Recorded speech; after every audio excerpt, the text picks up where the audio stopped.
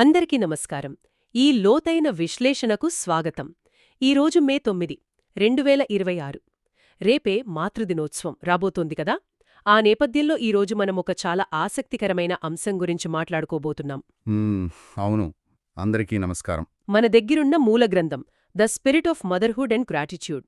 ఇందులో తల్లుల ప్రేమ, వారి త్యాగం, సమాజం మీద వారి ప్రభావం గురించి చాలా అద్భుతమైన విషయాలున్నాయి. కరెక్ట్.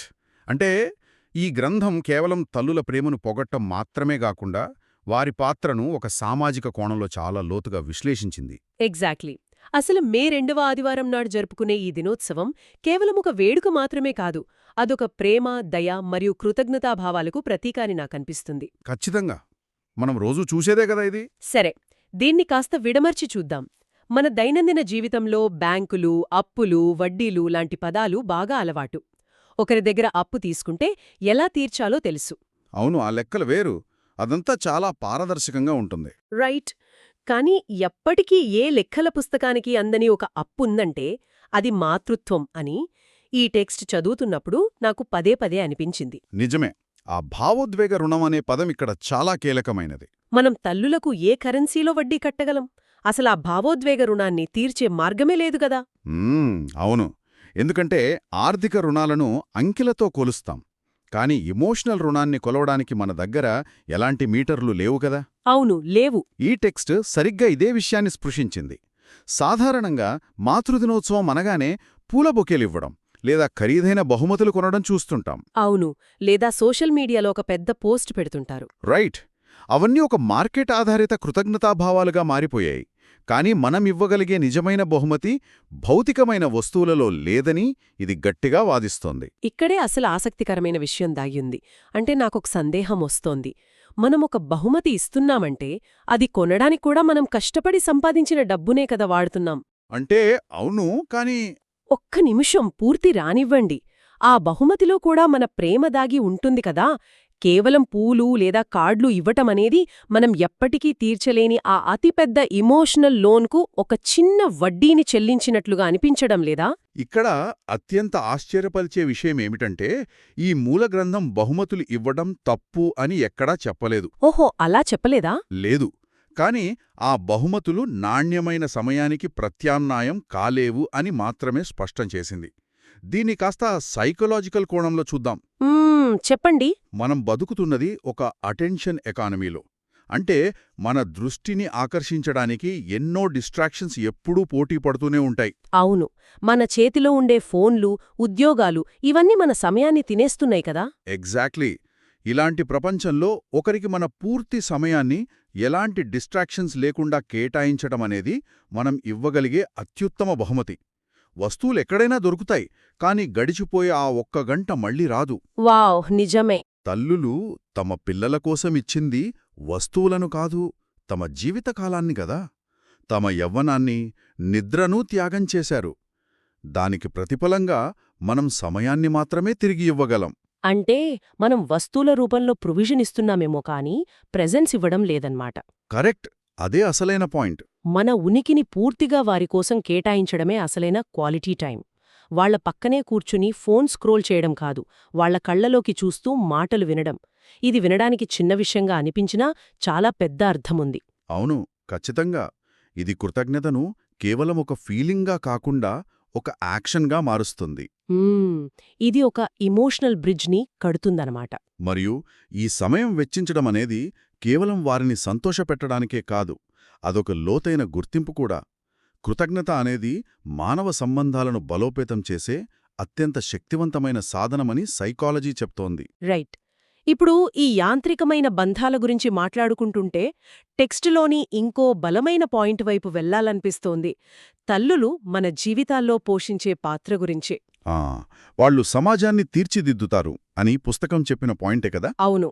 దానికి కారణం వారు పంచే షరతులు లేని ప్రేమ, అదే అన్కండిషనల్ లవ్.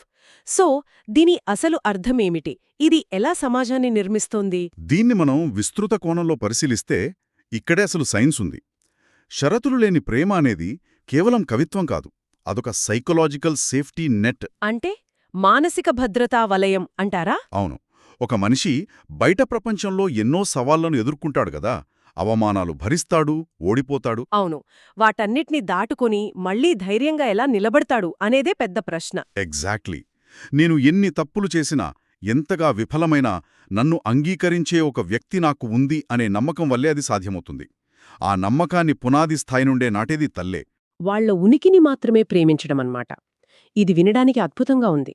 కాని ఒక్క నిమిషం, ఇక్కడ నాకో పెద్ద అభ్యంతరం కనిపిస్తోంది. చెప్పండి, ఏంటండి?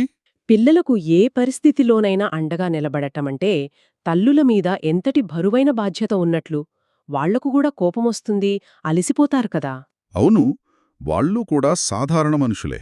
రైట్. మరి ఈ సమాజం వారిని షరతులేని ప్రేమకు బ్రాండ్ అంబాసిడర్లు అని కీర్తిస్తూ ఒక సాధారణ మనిషి స్థాయి నుండి అతీతమైన శక్తిగా చూడటం కాదా?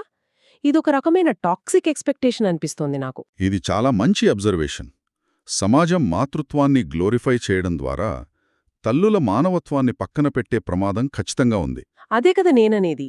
కాని మూల గ్రంథం ఇక్కడొక సూక్ష్మమైన వ్యత్యాసాన్ని చూపించింది. తల్లులు 24 గంటలు పర్ఫెక్ట్గా ఉండాలని ఇది ఎక్కడా చెప్పలేదు. ఓకే, మరి ఎలా డిఫైన్ చేసింది? ఇక్కడ షరతులు లేని ప్రేమ అంటే ప్రతిక్షణం చిరునవ్వుతో ఉండడం కాదు. పిల్లవాడు పెద్ద తప్పు చేసినప్పుడు తల్లికి కోపం రావచ్చు, తిట్టవచ్చు కూడా. అవును, సహజమే అది. కాని ఆ కోపం వెనుక ఉన్న బేస్ లైన్ ఏమిటన్నది ముఖ్యం. మా అమ్మకు నా ప్రవర్తన వల్ల కోపం వచ్చింది కాని నాపై ప్రేమ లేక కాదు అనే భరోసా ఉంటుంది చూశారా? ఆ బేస్ లైన్ భద్రతను నిర్మించడాన్నే అన్కండిషనల్ లవ్ అంటోందనమాట. అవును, ఖచ్చితంగా. ఓహో, అంటే కోపగించుకున్నా సరే ఆ బంధం తెగిపోదు అనే ధీమా. బయట ప్రపంచంలో ఎవరైనా కోపగించుకుంటే ఆ బంధం కట్టయిపోతుందేమో అన్న భయం ఉంటుంది, కాని తల్లి దగ్గర ఉండదు. కరెక్ట్. న్యూరోసైన్స్ కూడా ఇదే చెప్తుంది. ఆ ఇమోషనల్ భద్రత ఉన్నప్పుడు పిల్లల మెదడులో కార్టిసాల్ అంటే స్ట్రెస్ హార్మోన్ లెవెల్స్ తక్కువగా ఉంటాయి. Wow, interesting. వాళ్ళు సమాజంలోకి వెళ్లి ప్రయోగాలు చేయడానికి, కొత్త విషయాలు నేర్చుకోవడానికి సిద్ధంగా ఉంటారు. ఆ మానసిక ఆరోగ్యాన్ని ఇంటి 4 గోడల మధ్య నిశ్శబ్దంగా నిర్మించేది ఆ తల్లే. అంటే మన రోడ్లు, బిల్డింగ్లు కట్టే ఇంజనీర్ల కంటే మన సమాజపు మానసిక ఫౌండేషన్ కట్టే తల్లుల పాత్ర ఎంతో క్లిష్టమైనదే, ఎంతో విలువైనది అన్నమాట. అవును, అందుకే తల్లులను కేవలం కుటుంబానికి పరిమితం చేయకుండా సమాజ నిర్మాతలు అని ఈ టెక్స్ట్ గౌరవించింది. ఇది అర్థమయ్యాక గ్రంథంలో ప్రస్తావించిన ఇంకో పాపులర్ కోట్ నాకు గుర్తుకొస్తుంది. వినడానికి కూడా చాలా బావుంటుంది. దేవుడికి సంబంధించిన కోట్ కవ. అవును, దేవుడు అంతటా ఉండలేడు కాబట్టే తల్లులను సృష్టించాడు అని. ఈ మాట తల్లుల స్థానాన్ని ఏకంగా దేవుడితో సమానంగా నిలబెడుతోంది. ఇది చాలా లోతైన అర్థాన్నిస్తోంది కదా. దైవత్వంతో పోల్చడం అనేది దాదాపు అన్ని సంస్కృతుల్లోనూ కనిపిస్తుంది. ఒక చిన్న పిల్లవాడి దృష్టిలో తల్లి సర్వాంతర్యామి. ఖచ్చితంగా. ఆకలి వేసినప్పుడు, భయం వేసినప్పుడు ప్రతి అవసరానికి ఆ తల్లి అక్కడే ఉంటుంది. ఎగ్జాక్ట్లీ. తన అవసరాలను తీర్చే ఒక కనిపించే దేవుడిలా మెదడు రిజిస్టర్ చేసుకుంటుంది. ఒక జీవికి ప్రాణం పోసి తన శక్తినంతా ధారపోసే ఆ నిస్వార్థ గుణం గురించి చెప్పడానికే ఈ పోలిక వాడారు. కాని దీన్ని ఇంకో కోణంలో చూద్దాం. మనం ఇందాక మాట్లాడుకున్నట్లే ఇదొక ప్రమాదకరమైన ట్రాప్ అని కూడా నాకనిపిస్తోంది. ఎలాగంటారు, కొంచెం వివరిస్తారా? మనం ఒకరిని దేవుడిగా మార్చేసినప్పుడు ఏం జరుగుతుంది? వాళ్లను గుడిలో పెడతాం, దండాలు పెడతాం, సంవత్సరానికొకసారి ఉత్సవం చేస్తాం. మిగతా రోజుల్లో వాళ్ల గురించి మర్చిపోతాం. దేవుడికి ఆకలి, నిద్ర, అలసట ఉండో కదా అనే ఫీలింగ్ వచ్చేస్తుంది. అవును. మాతృదినోత్సవం రోజు తల్లులను ఆకాశానికి ఎత్తేసి వాళ్లను దేవుళ్లుగా కీర్తించి మరుసటి రోజునుంచి మళ్లీ ఇంట్లో పనులన్నీ వాళ్లకే వదిలేస్తే మనం దైవత్వం పేరుతో వాళ్లను మోసం చేస్తున్నట్లు కాదా? ఇది నిజంగా ఒక ముఖ్యమైన ప్రశ్నను లేవనెత్తుతుంది. మూలగ్రంథం కూడా ఖచ్చితంగా ఈ పాయింట్ మీదే పెద్ద హెచ్చరిక చేసింది. అవునా? ఏమని హెచ్చరించింది? మాతృదినోత్సవం అనేది ఒక టోకనిజం కాకూడదని. అంటే సంవత్సరంలో ఆ ఒక్కరోజు మాత్రమే ప్రేమను ప్రదర్శించి మిగతా 364 రోజులు నిర్లక్ష్యం చేయడం కపటత్వం అవుతుంది. ఖచ్చితంగా అదొక హిపోక్రసీ లేదా మన గిల్ట్ను కవర్ చేసుకోవడానికి చేసే ప్రయత్నమనిపిస్తుంది. అవును, ఈ ఒక్కరోజు వేడుకనేది ఒక ముగింపు కాదు, అదొక రిమైండర్ మాత్రమే కావాలి. కల్చర్ ఆఫ్ గ్రాటిట్యూడ్ అంటే కృతజ్ఞతా సంస్కృతి అనేది ఒక సంఘటన కాదు, అదొక జీవన శైలి కావాలి. కల్చర్ ఆఫ్ గ్రాటిట్యూడ్ పదాలు వినడానికి చాలా బావున్నాయి. కానీ ఆచరణలో దీన్ని ఎలా తీసుకురావాలి? గ్రంథం పాఠశాలల్లో, కమ్యూనిటీలలో కార్యక్రమాలు నిర్వహించడం గురించి ప్రస్తావించింది కదా? అవును, ప్రస్తావించింది. మరి ఈ కార్యక్రమాలు చేస్తే ఆ జీవనశైలి మారిపోతుందా? పిల్లల చేత స్టేజ్ మీద ఒక పాట పాడించేస్తే సమాజంలో మార్పొచ్చేస్తుందా? స్టేజ్ మీద పాట పాడటం అనేది ఆ ప్రాసెస్లో ఒక చిన్న భాగం మాత్రమే. పాఠశాలలు మరియు సమాజాలు ఏం చేయాలంటే ఈ త్యాగమనేవి ఎంత విలువలైనవో పిల్లలకు వ్యవస్థాగతంగా నేర్పించాలి. అంటే మనం మ్యాథ్స్, సైన్స్ ఎలా నేర్పుటామో ఈ ఎమోషనల్ ఇంటెలిజెన్స్ను కూడా అలాగే నేర్పాలంటారా? ఎగ్జాక్ట్లీ. ఒక తల్లి ఇంట్లో చేసే శ్రమకు ఆర్థిక విలువ లేకపోవచ్చు, కానీ దానికి సామాజిక విలువ ఉందని గుర్తించటం ఒక సిస్టమిక్ చేంజ్. రైట్. ఉదాహరణకు ఇంట్లో ఉదయం లేవగానే చిన్న చిన్న పనుల్లో సాయం చేయడం లాంటివి. అవును, ఆమె అలసటను గుర్తించి కనీసం ఒక గ్లాసు నీళ్ళివ్వడం. ఇవి చిన్న పనులే కావచ్చు, కానీ ఇవి ఒక రోజూవారీ అలవాటుగా మారాలి. కమ్యూనిటీలు కూడా కేర్ గివింగ్కు తగిన గౌరవం ఇవ్వాలి. అంటే కృతజ్ఞత అనేది మనం ఫీలయ్యే ఒక ఎమోషన్ స్థాయి నుండి మనం రోజువారీ చేసే యాక్షన్ స్థాయికి ఎదగాలన్నమాట.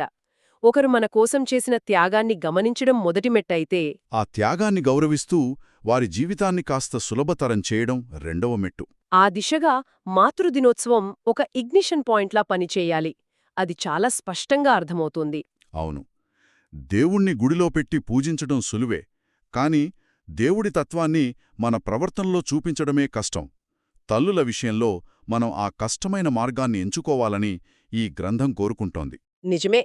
వారిని అతీత శక్తులుగా చూసి, భారం మోపడం ఆపేసి, తోటి మనుషులుగా చూస్తూ గౌరవాన్ని, సమయాన్ని తిరిగి ఇవ్వడమే వాళ్లకు నిజమైన నివాళి. కరెక్ట్. ఈ మొత్తం చర్చను గమనిస్తే మనం మొదట్లో మాట్లాడుకున్న ఆ ఎప్పటికీ తీర్చలేని అప్పు అనే కాన్సెప్ట్కు ఒక అందమైన ముగింపు దొరుకుతోంది. అవును, ఆ అప్పు తీర్చడానికి ఖరీదైన గిఫ్టులక్కర్లేదు, మన స్వచ్ఛమైన సమయం ఉంటే చాలు కదా. అలాగే వారు ఇచ్చే షరతులు లేని ప్రేమ అనేది కేవలం ఒక ఎమోషన్ కాదు, అదొక పటిష్టమైన సమాజానికి పడుతున్న పునాది అని మనం తెలుసుకున్నాం. అవును, దానివల్లే గదా పిల్లలు భయాల్ని జయించి ధైర్యంగా బయటకొస్తున్నారు. ఇక ముఖ్యంగా తల్లులను దేవుళ్లతో పోల్చి మన బాధ్యత నుంచి తప్పుకోకుండా దాన్ని ప్రతిరోజు మనం ఆచరించే ఒక దయతో కూడిన జీవనశైలిగా మార్చుకోవాలి. ఈ టెక్స్ట్ మనకు నేర్పుతున్న అసలైన తత్వం ఇదే అనిపిస్తోంది. సరిగ్గా అదే. ఇది కేవలం తల్లుల గురించి మాత్రమే కాదు, ఒక దయగల సమాజాన్ని ఎలా నిర్మించుకోవాలి అనే దానిపై ఒక అద్భుతమైన మార్గదర్శి. ఏ బంధంలోనైనా ఈ కృతజ్ఞత ఉంటే ప్రపంచం చాలా ప్రశాంతంగా మారుతుంది. అవును.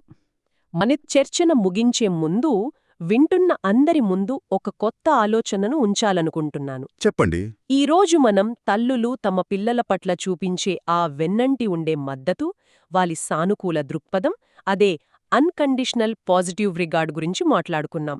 అయితే ఒక్కసారి ఇలా ఊహించండి, ఈ షరతులు లేని మద్దతును కేవలం తల్లులకే ఎందుకు పరిమితం చెయ్యాలి? ఒకవేళ మన సమాజంలోని ఇతర వ్యవస్థలు, అంటే మనం చదువుకునే పాఠశాలలు, పనిచేసే కార్యాలయాలు, ప్రభుత్వాలు కూడా ఈ అన్కండిషనల్ పాజిటివ్ రిగార్డ్లో కనీసం ఒక 10% తమ పనితీరులో అలవర్చుకుంటే ఎలా ఉంటుంది? తప్పు చేసినప్పుడు వెంటనే శిక్షించి పక్కకు నెట్టేసే సమాజం కంటే సరిదిద్దుకునే అవకాశమిచ్చే సమాజం ఎంత గొప్పదో కదా. ఖచ్చితంగా, అది అద్భుతంగా ఉంటుంది.